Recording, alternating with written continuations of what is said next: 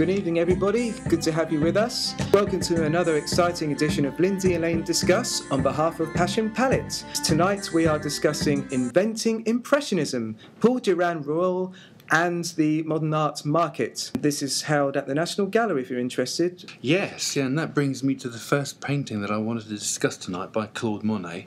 It's actually called Poplars, painted in 1891. Christopher, I must say, when I first saw this painting, I was absolutely blown away by the colours.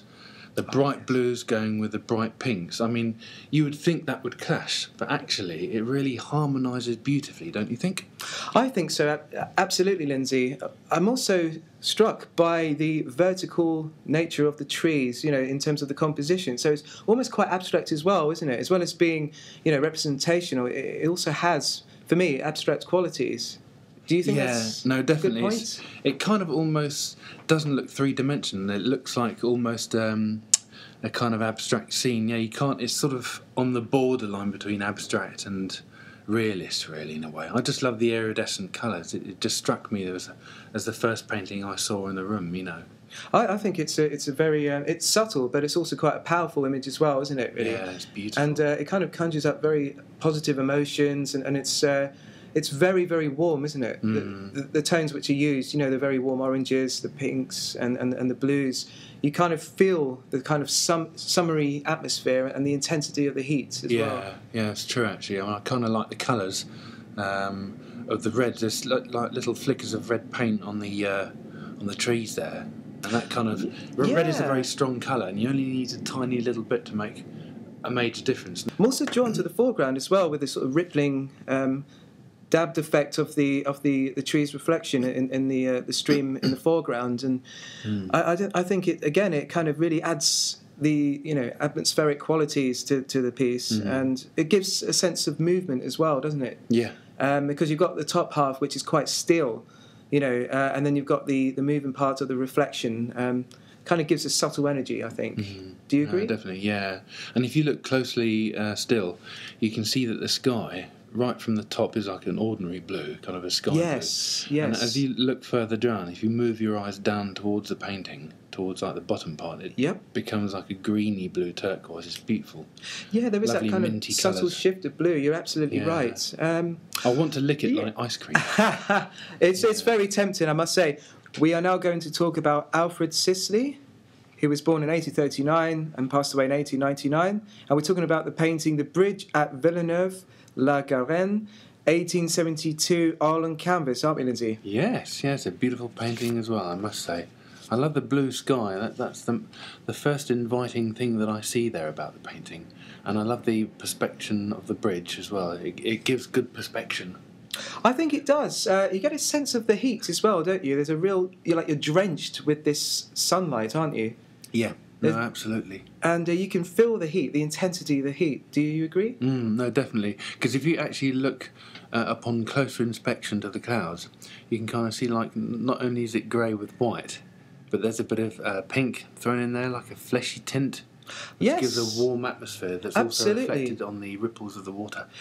That's another good point. I was looking at the dappled nature of the brushstrokes in the foreground relating to the river. It's as if what this artist is doing, Sisley, is that we're on the boat, because he's cropped it at the bottom. Are we on the boat? Joining, you know, going through the bridge, it creates that kind of illusion, doesn't it, really? Because there's no sort of land that we're standing on. It's as if we're on a boat passing through this river. Do you think? Was that the intention? Could be, yeah. It's like we could be on the river. There's no ground in the foreground, is there? That's a very interesting point, actually. Exactly. And also, I would like to add that when one looks at this image, firstly, it looks like, this is a picturesque, very still image. But then on closer inspection, you can see there's a boat here on the left, just going through the bridge, a chap standing up, and one or two other people in the boat. So there's kind of life there, and also a chap underneath, in the shade, seated. Can you see that? I can, yeah. It appears that he's seated on a deck chair eating a cheese sandwich. The cheese sandwich appears to be a yellow flick of paint, I would say. Yes, he's achieved it in minimal brushstrokes, but that was the aim, of course, of the Impressionists, is that they wanted to record information very, very quickly to capture the movement of real life, I guess. Yes. Anything else in this particular image that strikes you, Lindsay? Was there anything else that you would like to add? Well, in a way, it's sort of similar to the poplar painting done by Monet that I spoke about earlier on. You've got similar nice sunny, summery, blue atmospheric sky. The pinks and the blues, they just really work really nicely together. Normally they wouldn't, but they just do. So do you think, paintings. Going back to the pinks and the blues, do you think this is a common palette for the Impressionists to use? Because they seem to use it a lot. I think to create the atmosphere and the feeling of sunlight. Is this a fair comment to make? Yeah, like a calming, warming mood. Yeah, very much so. Because I remember you said something quite profound. Soft. When I remember you said to me at the time of us being in the exhibition that the feeling was quite uplifting when you saw these paintings. Oh, definitely. Yeah. And you felt inspired, didn't you? Yeah, I find these particular paintings of the Impressionist period very calming, actually. You know what? I tend to agree with you. Very soothing. Yeah, very much so. This particular image at the moment, you can see also the angle of the bridge. And what's your view on the composition of this Sisley painting? Do you think it works, and how do you think it's used? Well, it's interesting. I like the perspective. I like the way the bridge draws you in almost towards the centre, and it also leads you to question, where does the rest of the bridge go?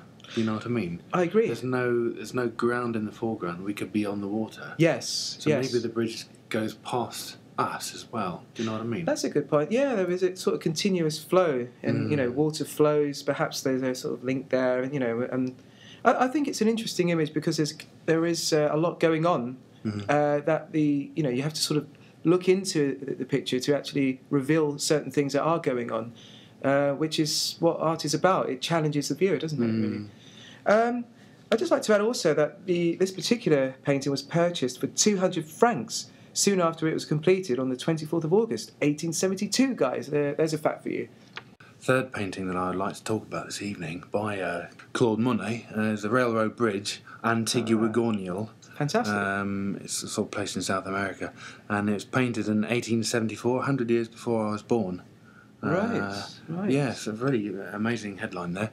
And you can see with the train going over the bridge, you point out a very, very interesting point that you can actually see the steam coming off the steam train, and if you look around the edge of the steam itself, it's actually got a vague little outline, almost slightly cartoony, wouldn't you say? Yeah, I agree with you. Yeah, when we were looking at this exhibition, and in particular this painting, I did comment on that, and I find it quite strange that he's done that. But if you look at some of the other parts of the painting, i.e. the bridge and parts of the lake, is it a lake or a river? I'm not sure. You can see he's done it as well. Maybe he's balancing up those marks, touches of bluey, purpley colours here and there, just to give the overall finish to the piece, I believe. I'm not sure, but it's a wonderful painting. I think again, it's got this isolated boat there, so there's a sense of movement somewhere. There's a sense of drama going on, even though it's quite a sort of subliminal image. Yeah, and I like the blue shadows that are reflecting from the water onto the pillars of the bridge. Yes. And on the left side of the bridge here, and I find it inspiring because I like the sharp perspective. Yes. I feel I can link it to my own work that I do. That's true. And going back to the train, it shows the sort of industrial revolution in full flow there, doesn't it? Really, the fast pace of life, and I think that's what the Impressionists tried to do. It was around the industrial revolution. That's right. Exactly. And I think the Impressionists tried to capture this new development going on. This fast-paced life that we're used to today. I mean, imagine what it was like then. So the Impressionists came along, painted like they were a camera, so they saw things very quickly and recorded very fast. So they had to really work swiftly in the open air to capture the movement which was going on around them. Yes, yeah. I remember what you were saying to me in the show yesterday, that basically the show is called Inventing Impressionism, and in a way... Yes, it is. Was it invented by Paul Durand-Ruel? We don't really know. I don't think so, somehow.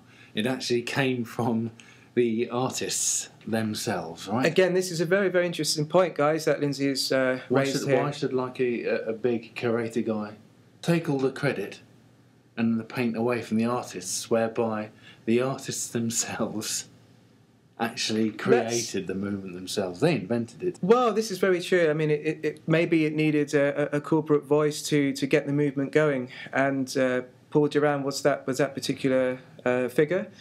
But you're absolutely right. The invention itself was down to the artist, but the way in which the show is packaged is that this guy Paul Durand is an inventor. He invented Impressionism. Now you could say he obviously helped them. Did he invent it? Did he actually invent Impressionism? Maybe not. I'm not sure. But he certainly helped the development of the movement. Well, that's a wrap on that particular discussion. We hope you enjoyed it, of course. Yeah. Thanks to listening to Lindsay Lane Discuss at Passion Palettes. That's where you find us, and many of our thoughts as well as our work. Thank you, folks. Excellent. See you soon.